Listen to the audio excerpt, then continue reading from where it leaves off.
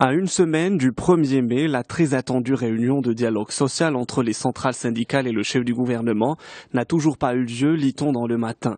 Les partenaires sociaux espèrent arracher certains engagements gouvernementaux en faveur des travailleurs à la veille de la fête du travail. Les Échos consacrent sa une à l'indemnité pour perte d'emploi. Les fonds arrivent, peut-on lire. Le ministre de l'Économie et des Finances préside aujourd'hui la cérémonie de lancement du mécanisme indemnité pour perte d'emploi. De fait, la contribution de l'État pour alimenter le fonds d'amorçage, soit 250 millions de dirhams, a été débloquée après 4 mois d'attente. On reste dans les Échos avec un mot d'écologie. Le Maroc perd 1,7 milliard de mètres cubes d'eau. Les barrages remplis à près de 79% perdent au moins 10% de leur capacité, une perte due à l'érosion.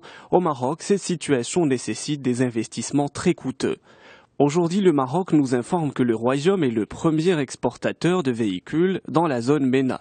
Avec un chiffre d'affaires de 40 milliards de dirhams réalisé en 2014 contre 31 milliards en 2013, le Maroc se positionne au premier rang des pays exportateurs de véhicules dans la zone MENA.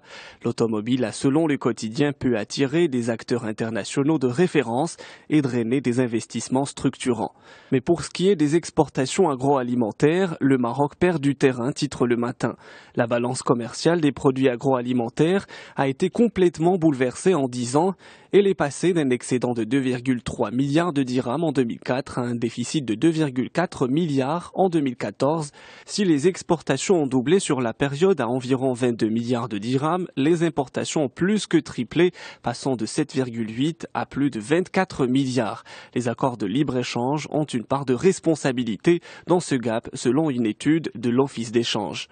Les élections de la CGEM auront lieu le 12 mai prochain. Candidate unique à sa propre succession en binôme avec Mohamed Talal, Myriam Ben Salah Chkroun brigue un nouveau mandat à la tête de la Confédération patronale.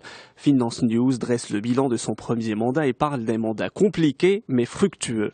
L'immigration clandestine est en première page de Courrier international. Après la mort de 800 clandestins, le quotidien italien La Stampa appelle à une refonte de la politique migratoire européenne. Mais rien ne bougera sans un retour de la stabilité en Libye, estime la presse étrangère, ni sans pression sur les passeurs. Le magazine Focus a enquêté sur le business du transport des clandestins, une sélection d'articles à lire dans le numéro de cette semaine. Réunis jeudi soir à Bruxelles en sommet extraordinaire, les dirigeants européens ont annoncé qu'ils allaient tripler les moyens alloués à la recherche et au sauvetage en mer face à l'afflux des migrants, nous apprend Le Figaro. Le budget alloué à la mission Triton, qui proviendra du budget européen, devrait ainsi avoisiner les 9 millions d'euros par mois en 2015 et en 2016. Le Figaro publie aussi un reportage sur les efforts des gardes-côtes libyens.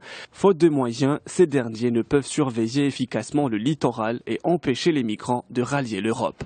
Le Monde s'intéresse à l'économie française. Après des années de morosité, la multiplication des signes de reprise de l'économie contribue au redressement du moral des patrons français. Les études mensuelles de conjoncture publiées hier montrent que leur opinion sur l'industrie atteint un plus haut depuis 2011. Cette amélioration due aux baisses de l'euro, du prix du pétrole et des taux d'intérêt n'a pour l'air guère d'effet sur l'investissement et l'emploi, souligne le journal. Pour terminer, on s'intéresse aux algorithmes du crime. À Modesto, en Californie, les policiers utilisent un système censé prédire les lieux de futurs délits, une technologie de pointe pour pallier un manque de main-d'œuvre. Grâce au programme Predpol, en 2 mois, les cambriolages ont baissé de 27%, les autres délits entre 11 et 15%.